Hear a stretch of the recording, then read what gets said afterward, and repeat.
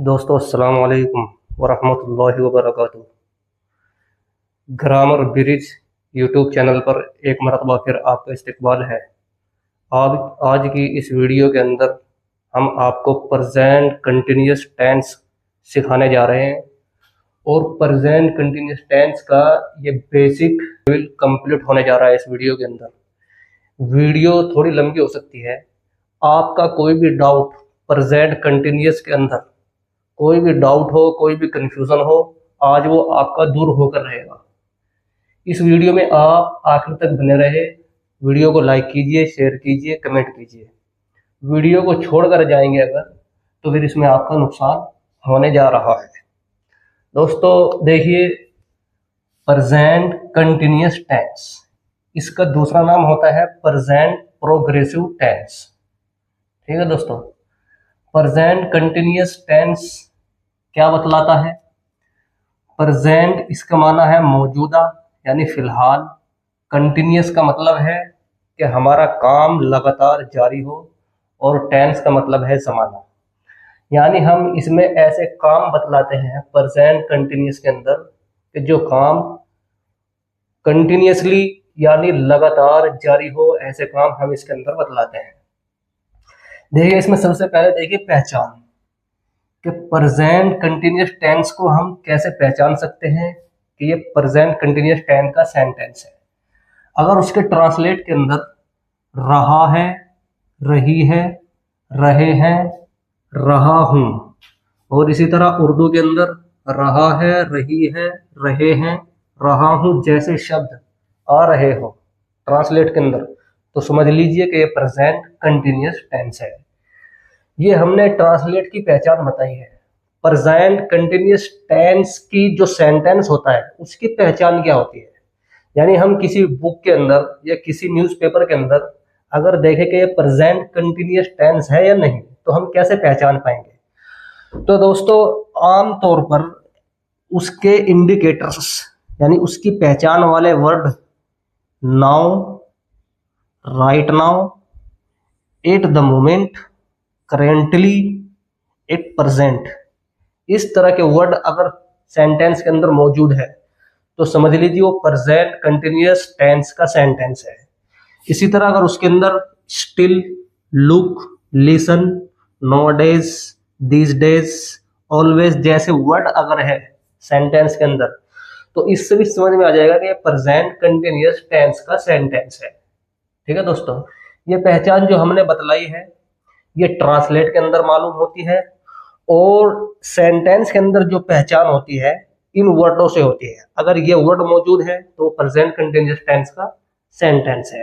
ठीक है दोस्तों, अब हम इसमें देखते हैं कि एक तो होता है काम करने वाला, एक होता है काम। इनके बीच में एक हेल्पिंग वर्ब होता है, हम इसको पहचानते हैं। प्रेजेंट कंटिन्यूअस टेंस या किसी भी सेंटेंस के अंदर जो काम करने वाला होता है उसको बोलते हैं सब्जेक्ट। तो इसके अंदर सब्जेक्ट होता है। उसके बाद जो हेल्पिंग वर्ब होता है, तो वो कौन सा हेल्पिंग वर्ब होता है? तो देखिए, यहां पर आई के साथ हमेशा हेल्पिंग वर्ब आएगा एम सेंटेंस के अंदर, यानी आई के साथ हमेशा एम आएगा, उसके अलावा कुछ भी नहीं आएगा। इसी तरह वी, यू, दे, अगर ये सब्जेक्ट है यानी काम करने वाले हैं, तो इनके साथ हमेशा हेल्पिंग वर्ब आएगा आर, इसके अलावा कुछ भी नहीं आएगा। इसी तरह अगर सब्जेक्ट ही, शी, इट है, तो हमेशा सब्जेक्ट से हेल्पिंग वर्ब आएगा इज, इसके अलावा कुछ भी नहीं आएगा। ठीक है दोस्तों, ये मेन पॉइंट की बात है, ये याद रखने वाली बात है। आई के साथ एम, वी, यू, दे के साथ आर, ही, शी, इट के साथ इज। इसी तरीके से अगर कोई प्लूरल नाउन हो, प्लूरल नाउन, तो उसके साथ आर आएगा। और अगर सिंगुलर नाउन यानी वाहिद कोई सब्जेक्ट है, तो उसके साथ इज आएगा। एक बात तो इसकी ये हो गई। हमें दूसरी बात क्या समझानी है? दूसरी बात हमें इसके अंदर समझानी है कि इसका स्ट्रक्चर यानी फॉर्मूला क्या होता है, यानी प्रेजेंट कंटिन्यूअस टेंस का फॉर्मूला क्या होता है, कैसे बनता है। फॉर्मूला मतलब तरकीब।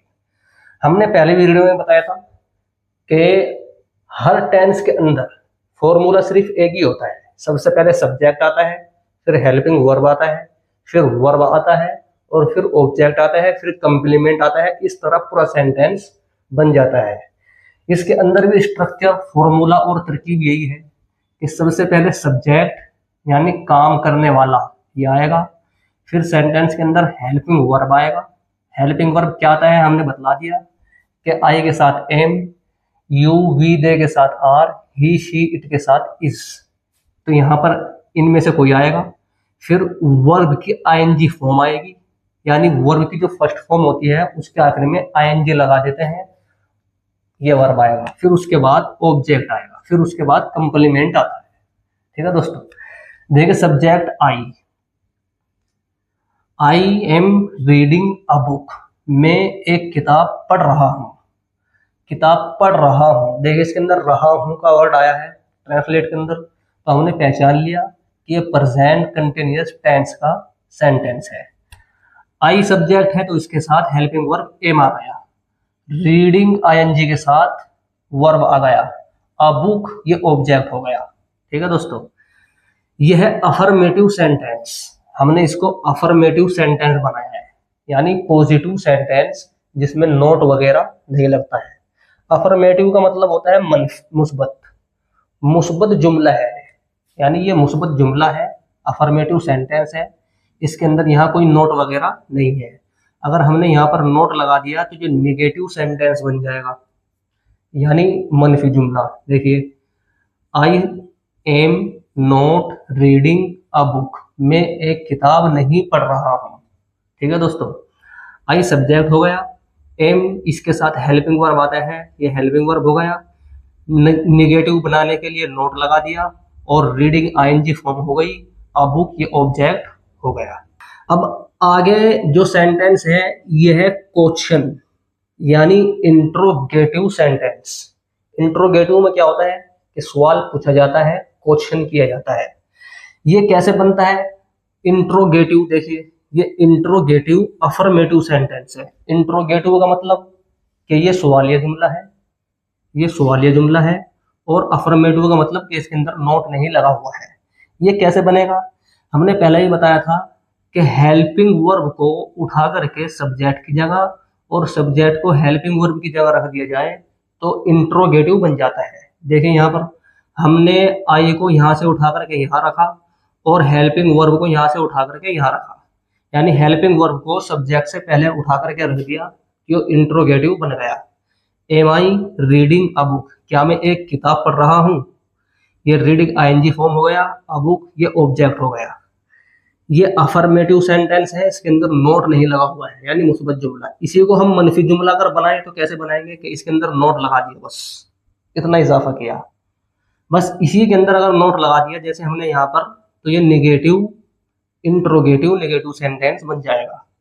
M I not reading a book, am helping verb शुरू में आ गया, सब्जेक्ट उसके बाद रखा, नोट नेगेटिव बनाने के लिए रीडिंग आईएनजी फॉर्म, और ये अ बुक ऑब्जेक्ट हो गया।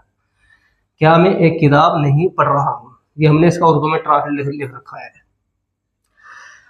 इसी तरह दोस्तों, कभी कभी इंट्रोगेटिव सेंटेंस के शुरू में हम WH फैमिली में से कोई वर्ड लगाते हैं, वाई लगाते हैं, कभी कभी वर्ड लगाते हैं, कुछ भी वर्ड लगा सकते हैं, वेल लगाते हैं, तो ये बन जाता है WH family interrogative affirmative, WH family interrogative negative, यानी इसमें भी एक मुस्बत होता है, एक मनफी होता है। अगर नोट लगाएंगे तो मनफी बन जाएगा, यानी निगेटिव बन जाएगा। देखिए, why am I not reading a book, मैं किताब क्यों नहीं पढ़ रहा हूँ। Why am I reading a book, मैं किताब क्यों पढ़ रहा हूँ। Why am I not reading a book, मैं किताब क्यों नहीं पढ़ रहा हूँ। ठीक है दोस्तों, तो ये इंट्रोगेटिव अफर्मेटिव इंट्रोगेटिव नेगेटिव बन जाएगा। चलिए, ये बात भी पूरी हो गई।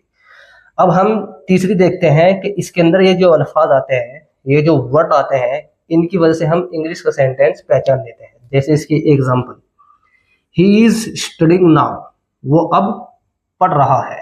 अब देखिए, इस सेंटेंस के अंदर नाउ का वर्ड आया हुआ है, तो हमने पहचान लिया कि ये प्रेजेंट कंटिन्यूअस टेंस का सेंटेंस है। इसी तरीके से अगर सेंटेंस के अंदर वर्ब के आखिर में आईएनजी फॉर्म लगी हुई हो, आईएनजी लगी हुई हो, तो उससे भी पहचान लेते हैं कि ये प्रेजेंट कंटिन्यूअस सेंटेंस है। इसी तरह she is cooking right now, वो अब इस वक्त खाना पका रही है। She is cooking right now, वो इस वक्त पका रही है। शी सब्जेक्ट हो गया, शी के साथ इज आता है, हेल्पिंग वर्ब हो गया, कुकिंग ये आईएनजी फॉर्म हो गया, राइट नाउ ये इंडिकेटर हो गया, यानी पहचान हो गई कि ये प्रेजेंट कंटिन्यूअस टेंस का सेंटेंस है। ठीक है दोस्तों, इसी तरीके से इसकी एक पहचान ये है कि वर्ब के आखिर में आईएनजी लगा हुआ है। I am watching TV at the moment, मैं फिलहाल अब टीवी देख रहा हूँ। आई सब्जेक्ट हो गया, एम इसके साथ हेल्पिंग वर्ब हो गया, वॉचिंग ये आईएनजी फॉर्म हो गई, टीवी ये ऑब्जेक्ट हो गया, एट द मोमेंट ये इंडिकेटर हो गया इसका, यानी इससे पहचान लिया जाएगा कि ये प्रेजेंट कंटिन्यूअस का सेंटेंस है।